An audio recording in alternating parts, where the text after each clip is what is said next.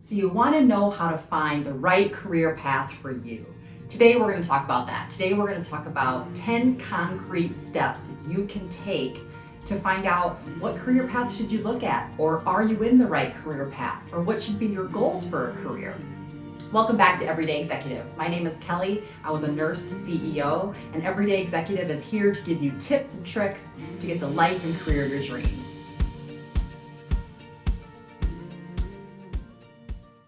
So the first way you can really find out what are your strengths or what are you good at is to take an aptitude test. You can find these aptitude personality career tests online. They're free. Take your time and take that test. Why is that important?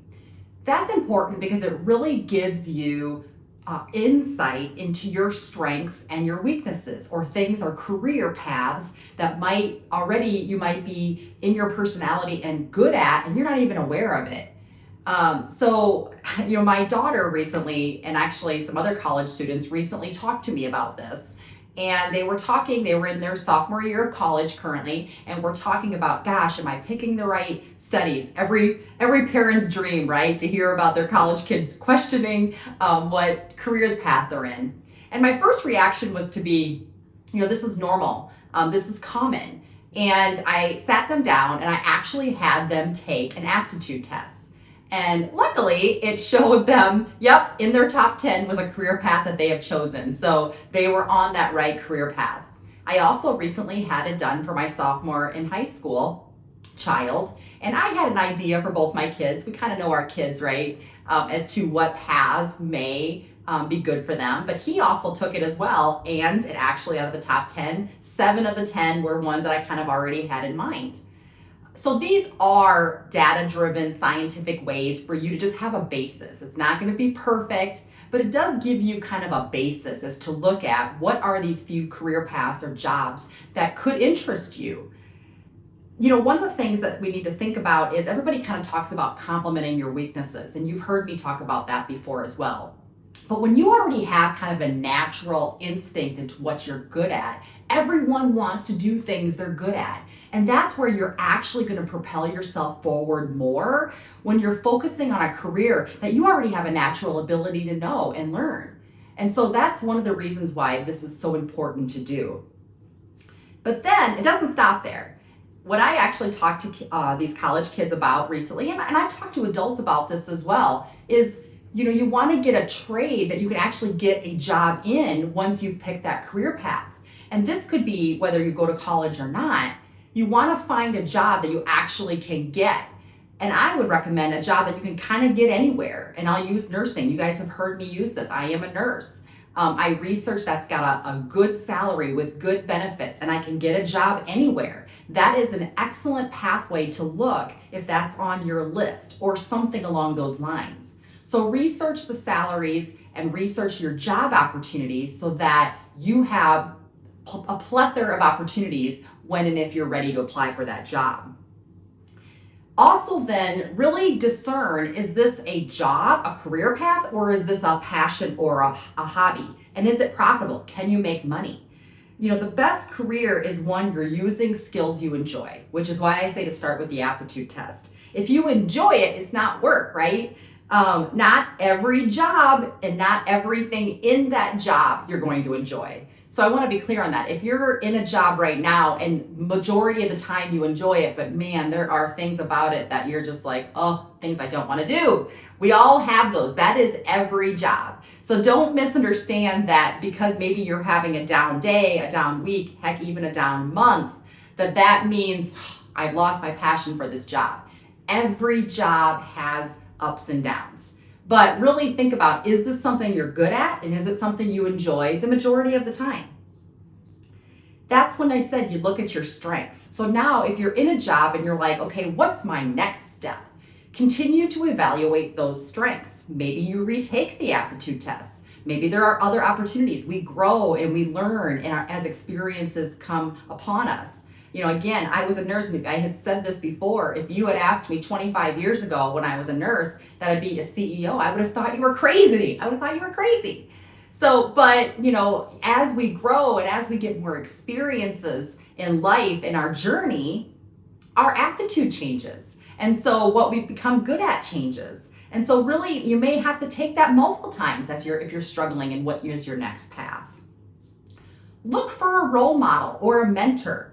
You would be surprised. I had this done to myself. I had great role models that really talked to me about, Kelly, you really can go farther if you want. You can be an executive. You can be a CEO. And honestly, I was doubting myself way earlier than other people were. I felt I was too young. I felt I didn't have enough experience. And I was all of those things, right? I mean, every CEO starts off with their first job. Every nurse starts off with their first job. Every teacher starts off with their first job. So you gain experience by putting the work in. And so, you really have to think about that. Everyone has that first job. But really think about your role models and your mentoring. What do they see in you? Sit down and talk to them. Where do they perceive your strengths? Where do they perceive your weaknesses?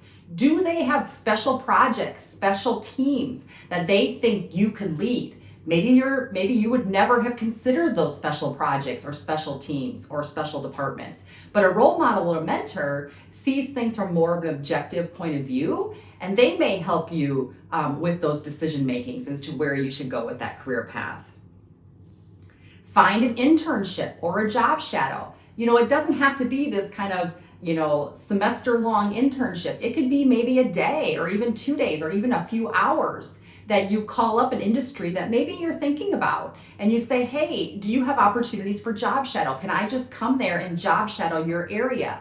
And maybe it's in marketing, maybe it's in accounting, whatever that looks like. Maybe it's in an industry, in a mill industry, whatever that looks like for you.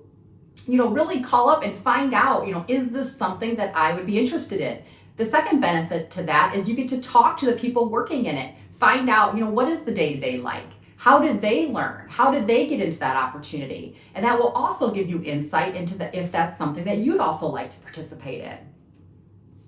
No job is too small. And you guys have heard me say this before. This goes back to no matter how low on the totem pole you are, how you feel, or how jaded you feel, it is still always important to show up early, work hard, wear something sharp, look the part, and be seen. Remember, you want to dress for the part for the job you want, not the job you have. And no one should outwork you. And I guess I would say that is, when you are in your job and in your career, you never know when that next opportunity will come. Which brings me to my next one. Be proactive in seizing those opportunities that come. So, I've talked about my stories where I was, director of nursing. I had a child and I decided to step away from management. And it was people that were there that remembered me when I moved back to that community that was like, hey, Kelly moved back. Let's reach out to her and see if she'd be willing to come back to our company. I didn't know that was the kind of reputation that I was leaving, but I do know I worked hard. I made tons of mistakes. We have videos that talked about that to help you prevent some of those mistakes. And this is one of those. Always show up early. Always be on time for things. Show up early and be on time with that. Make sure you're always presenting yourself with your best foot forward. Those soft skills matter. And again, nobody should outwork you. I talked about my position as a CEO, that it had to do with a project because someone else wasn't available to do a tour. And so I did a tour. Luckily, I was looking sharp that day and on my A game, but I was just doing my normal job and just trying to help out. I'm going above and beyond that day to help out. And that springboarded me to the current role that I'm in today. So again, be proactive about those opportunities. Be a yes person. Take on things that are uncomfortable. Take on things that are going to challenge you. Every opportunity matters. And every person you meet could be a new opportunity for you, personally or professionally. Always leave good bridges behind you. Good, built, solid bridges. And it's not that you're going to be perfect. It's not that you're not going to have some down days. We all do. We've talked about that. But really, you should be 90% of the time putting your best foot forward, 90% of the time talking very positively and getting the work done in a positive way. And you'll never go wrong with that, no matter what industry you're in, even if it's not the one that you want to be in the future. You can never go wrong with that because you never know when you're going to need that pass bridge. And then last but not least, break down your fears. Find a way to overcome them. If it's something that you've been thinking about and you've been deciding, gosh, do I want to do this? You did all the steps, or maybe you did a few of the steps, and you're like, is this something I want to do? Am I good enough? Am I, do I have the education? Do I have the skill set? Take the leap. That's what I would say. You're never going to feel completely comfortable and confident. The beginning is always going to be hard, and the beginning of every job is going to be hard. It takes at least 6 months to a year to feel comfortable in a job. So no matter what that is, wherever you decide, overcome that fear and just jump right in.